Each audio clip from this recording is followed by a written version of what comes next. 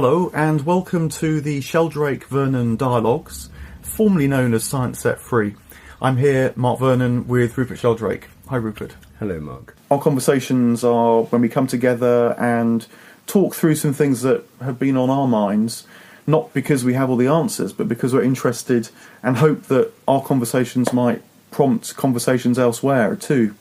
Do please feel free to pass the conversation around, to share it online, subscribe on YouTube, and hope that you enjoy our discussion today, which I thought could be about magic. I don't know whether this feels timely to you, but I feel that magic maybe is one of the themes of 2018.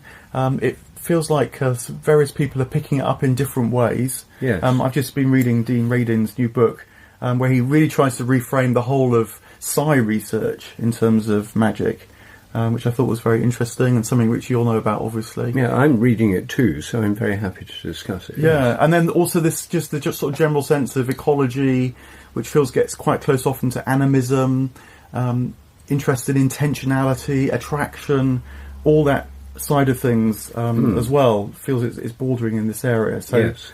Try and tease some of these ideas out. I mean, it's a good place to start to think about research into parapsychology, into psi, which you've obviously been involved with, over many decades. Dean Radin, as you might expect, very much starts from the point that in terms of pure science, various phenomena now are well established.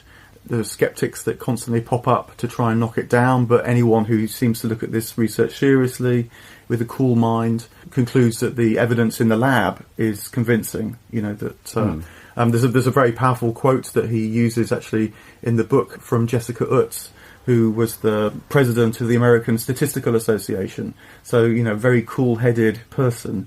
And she, a couple of years back when she was president, gave a speech to the meeting, their major meeting, saying, that if you look at this coolly, you see that the effect sizes are significant. There's no two ways about it. So what are we going to do about that? Is kind of her starting point. I thought, yes, I read that bit too, and I thought one of the things she said was very interesting, that she'd come across many critics and asked them if they knew the evidence, and had hardly ever met any of them who knew any of the evidence at all. So it's not informed scepticism, it's dogmatic scepticism that we're mainly dealing with. And it's really important for her because she got into the field because she thought it would be a really good test case to test statistics. Yes. And see, what can creep in unawares, and has concluded that nothing is creeping in unawares in the parapsychology domain. So she felt like an important witness to me. So starting from there, Dean Radin's idea is that if you accept that starting point, then perhaps consciousness, vitality, a sort of spiritedness actually underpins the whole of reality. And so what we might be engaging with in various experiences, whether it be presentiment experiences, telepathy, clairvoyancy, these various experiences that people have, are we also engaging with a sort of side of nature that has a life of its own, a will of its own? And he wants to investigate it, I think, in that way too. And now, is that how you have approached your various experiments and engagement as well? Or how does that sort of reframing strike you? Well, I don't think it's necessary to go quite as far as saying there's a spirit in all nature to deal with parapsychology. I think parapsychology, is mainly telepathy, which is what I've worked on, is about the relations between bonded members of social groups. Human telepathy occurs most commonly between strongly bonded people like mothers and babies, best friends, lovers, spouses, brothers and sisters, twins, and occurs most commonly in things to do with like telephone calls, where there's a need that the other picks up. And telepathy between humans and animals, again, is to do with bonded pairs or bonded groups, like dogs that know when their owners are coming home. So I think that these telepathic phenomena, at least, are about interconnections between members of animal or human social groups. That doesn't necessarily bring in the whole of nature into a different worldview. It certainly expands our view of minds. And now clairvoyance seeing things in different places, remote viewing as it's usually called. That's more of a stretch. It suggests that minds can operate non-locally in some sense, but it's still about minds seeing things at a distance. And the other main form of ESP, extrasensory perception, is premonition or presentiment, feeling the future, or seeing a glimpse of the future in a dream, for example, a precognitive dream. That is about a relationship between our minds and our own minds and the future, as far as I can tell from the literature and the research. So none of this requires us to go beyond the realm of human and animal minds into a whole new philosophy of nature. I mean, I think we need a new philosophy of nature for other reasons, but I don't think that psychical research itself is enough to propel us there. I wonder about the area of intention, because the area of intention feels like it's a sort of spectrum. And at one end would be the intention that perhaps is associated with prayer, so essentially sending out good intentions. And again, there's research which is harder to control in this domain, but nonetheless there is research which suggests that intention can have an impact upon people's well-being and their flourishing and so on. But then there's another kind of intention which is, I think, sometimes called the law of attraction, which is that what you intend will come towards you, as if this is a sort of fundamental feature of the cosmos. I think it's quite a common feature in various New Age movements. Perhaps the biggest manifestation of this was the book The Secret, that was a huge bestseller. And to my mind, that made a mistake because it seemed to suggest that the cosmos was in your service and you could essentially will what you wanted, and you didn't have to do any of the work about asking what you might be in service of, which feels to me a fundamental difference. It's about you aligning yourself with a deeper force that pulses through all things, which is a very ancient idea, rather than getting that force to do its, do stuff for you. But that feels getting more into the area of magic somehow. Yes, I mean the secret, the intention thing is about. It's related to positive thinking. That's the other form in which it's part of popular culture. You form an intention of something and affirm that intention repeatedly, and it's likely to come true. Now, that's like a secular form of prayer, but just as you said, it's not about doing God's will or being part of the flow of nature. It's about getting what you want. And I think this is one of the reasons why magic has had a bad press over the centuries. It's not new, the bad press for magic. I mean, in the Bible there are lots of denunciations of magicians. The biblical denunciations are not saying these people are frauds, it doesn't work, but they're saying that they're doing it for the wrong reasons. So most of the forms of magic of the positive thinking kind or of the secret kind are about getting what you want, success in love and business through positive thinking or through affirmations. So that kind of magic is about just getting what you want. And some of the magic that's popularly portrayed in magical cults and also in voodoo seems to be about getting what you want. You want someone to fall in love with you, so you create a magic spell that makes them fall in love with you. And then, of course, black magic, you want to do someone harm, so you do some spell that's going to bring disaster upon them. That's where we get into an area where it all becomes rather murky and where people have had a prejudice against it. Not the modern ideological prejudice of skeptics that it's rubbish, it doesn't work, but that it's not a good thing if it's done for purely selfish reasons. Yeah, I mean, that buys into the idea that our engagement with the cosmos, with nature, with gods, changes over time. My friend Jules Evans has done a lot of work on this in relation to psychedelics and how in indigenous cultures, plants like ayahuasca or magic mushrooms were traditionally taken in order to influence the local spirits And often in practice that meant, cursing a neighbour, or, willing well for someone who was kin or family. It seems to me that can easily get confused with a more modern consciousness, where in a way you might say our concerns aren't those very basic things about health and sustenance and security, because we find those in other ways.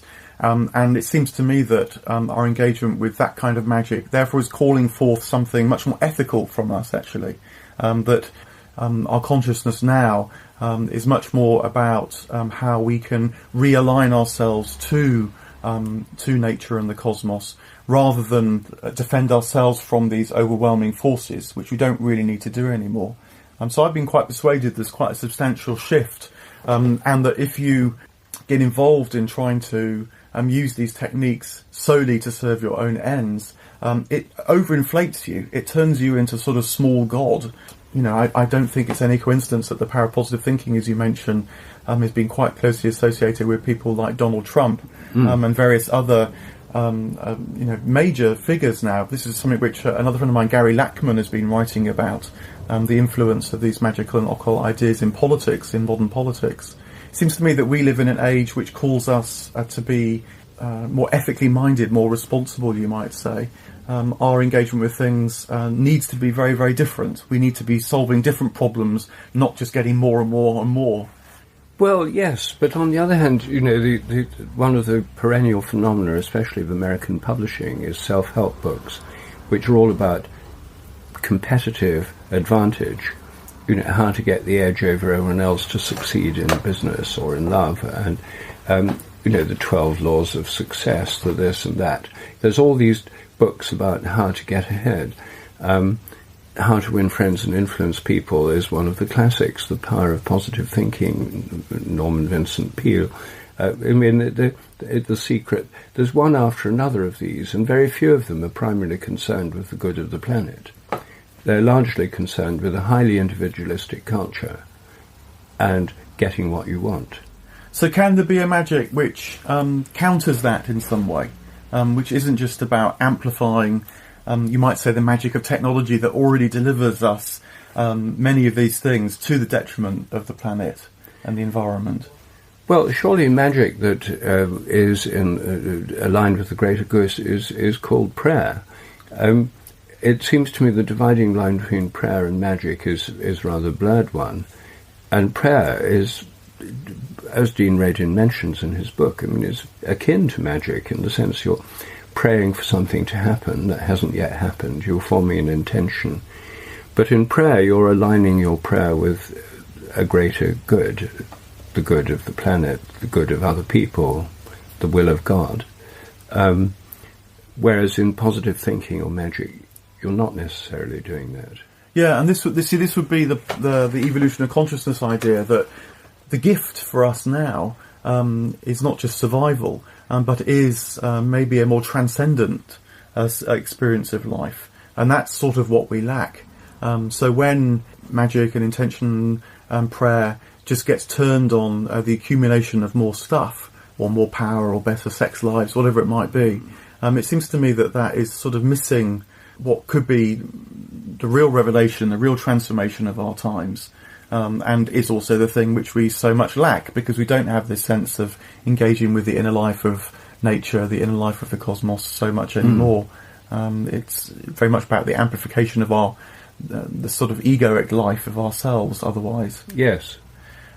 This debate went on in the ancient world too, to some degree, which is interesting because in Plato and in the Platonic tradition it's there, which I think is part of the turning point of our own consciousness. So it came up back then, and it was around the idea of theurgy, which is another word, theurgy, the work of the gods. And in later Platonists like Iamblichus, you have a big discussion about what the purpose of this all is.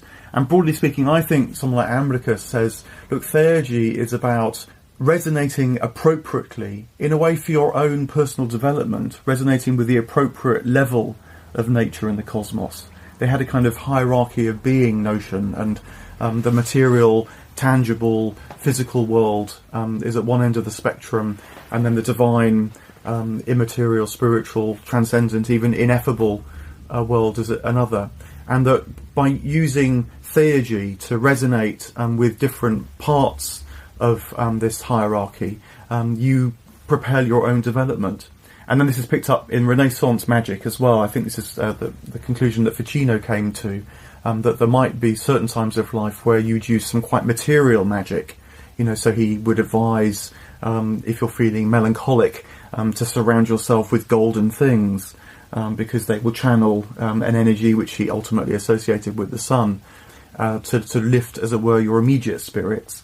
But that this was just a sort of very basic kind of magic, and that developing a sympathy with that which was less tangible, for example, noetic ideas, feeling your mind resonating or fitting into that more abstract notion of the good and the beautiful, could lift you to another level of the hierarchy of being. So it was sort of magic where you were nurturing a resonance within yourself, rather than calling the world to your own purposes. That kind of theurgy I find really quite appealing and attractive. But how does theurgy differ from prayer? Well, I guess that, in a way, I suppose that prayer is a sort of popularisation of theurgy, I guess. Certainly the kind of prayer which you meet in church feels to me to be a sort of a good starting point for this. So praying for others, praying for yourself, opening yourself to the resonance of the spirit. I feel it's a bit of a... People never quite get off the starting block, though, in church with prayer.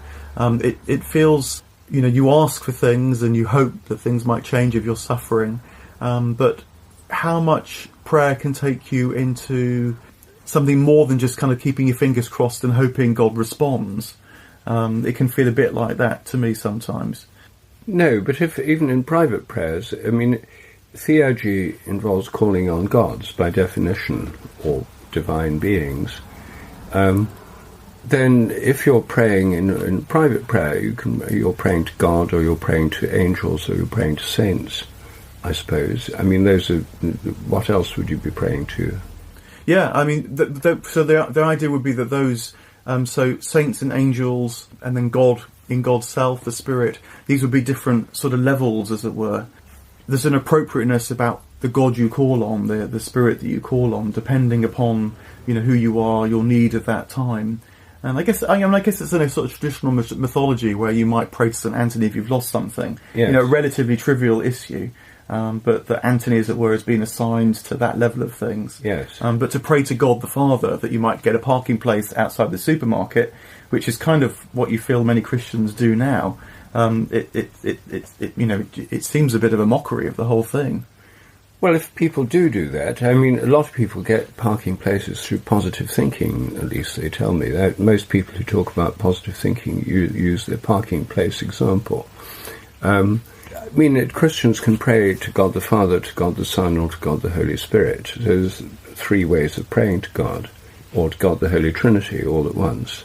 And praying for peace in the world, for example, is a fairly common theme of prayer. This seems a fairly big issue and a fairly big way of praying too. Would you call that theurgy? I don't know quite what it is, actually. It seems like, in general, a good thing to do. But I suppose I do feel a bit of lack of discernment. When these prayers are said, repeated, is it a bit unthinking? It's just kind of what we've always done. Maybe there's a different kind of prayer for peace that needs to be discerned.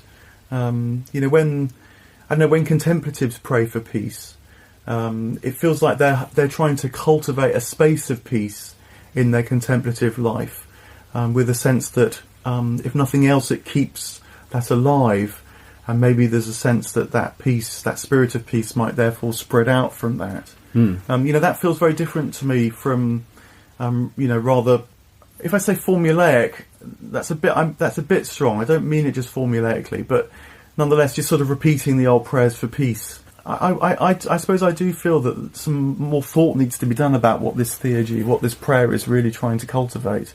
Maybe we're called to think about it, more ourselves. That's where we're at, our state of consciousness now. Not just, as it were, rather blindly repeating them. Yes. Well, I don't know who's doing work on new forms of prayer. I was forced to think about it when in the late 1970s, I helped organise a Praying for Peace movement. There were a lot of people, the Cold War was still going on, cruise missiles were being installed all over Europe. There was a sense of increasing nuclear danger. And a number of us here in Britain organised praying for peace in particular places, PPPP, 4 Ps. For peace, you see. Anyway, we thought that was quite a good name for it. But what we did was each person adopted a nuclear base in Britain and one in Czechoslovakia, and different countries were paired. So you'd get one American nuclear base in Britain and one Russian nuclear base in Czechoslovakia, and if those were what were assigned to you, those were what you'd pray for. So the idea was, instead of the overwhelming thing, peace, such a huge thing, you can't focus on it, have it in particular places. And then we had a discussion about how you'd pray for this, and some people said, I think we should just pray that these places are bathed in light. That when we thought about it, we thought that's exactly what would happen in the event of a nuclear war. The first thing that would happen is these are targets, and a nuclear bomb would indeed bathe them in light. We then thought a better image, if we're going to have an image, would be to think of a picture of sort of children playing in fields where the grass is growing up over disused airstrips, and a few bits of rusty barbed wire still left on posts and stuff. And that's actually what's happened to many of these nuclear bases. It has actually happened. There was a debate then I was part of about, how would one do this? I just don't know who's thinking about ways of praying in a modern, relevant way. For example, about the ecological crisis. Do we pray for carbon dioxide levels, visualize graphs of falling CO2 levels? Do we think in terms of new evolution to deal with what's happening? Do we think of more species flourishing? The trouble is, almost anything one can think of that does good for the planet would involve there being fewer people, or people living more simply. Well, I wonder whether this is partly asking my question, because I have been reading a little bit about what's sometimes called the greening of Christianity. And essentially it's the idea of Christianity engaging more with the environment. It is a kind of magic, and I actually partly know that because some of the religious communities in the Roman Catholic Church that have been engaging with this have been investigated by the Vatican, that fears that what they're practicing is a sort of pagan magic. So, for example, there's a number of women's communities in the US that have been very much developing an ecological approach to their religious life and shaping their rule of life to correspond with that. And they've been investigated by the Vatican as a result. But now I think about it, I think what they're doing is trying to get a more sophisticated kind of prayer life around it, where they are trying themselves to develop a sense of the pulse of nature, the rhythms of nature, relate, to plants, relate to the local environment in which they live, understand the forces which may be associated with the local rivers, the local wells, that much more powerful participation with their immediate environment. And that feels very different, I think, from someone going to church on a Sunday, praying for the planet before they pop off to Waitrose and buy their Sunday lunch in lots of plastic wrapping. To be a bit crude, but nonetheless, it's asking you to change in your prayer as much as God to sort of just somehow fix it. Maybe that's the difference that I'm sort of driving at here. I see. Well, that would fit rather well with what you were talking about at the very beginning about this a move towards a different worldview of the earth as alive and so on. I mean, it's thrilling to know that people are doing that. Of course, it ties in with some of the things we've discussed before, like pilgrimage, because pilgrimage is a way of relating to holy places by walking to them and relating to the earth as part of a spiritual practice. Yeah, that would be another strong example. Now you say that, I'm sure that's right, because that again is about it's a kind of physical prayer where you put yourself into the play, as it were, to see how things are going to change, what perception of things changes. Yes, I think that would be another good example. So this brings us just, into perhaps the other question about animism and about animism and the transcendent.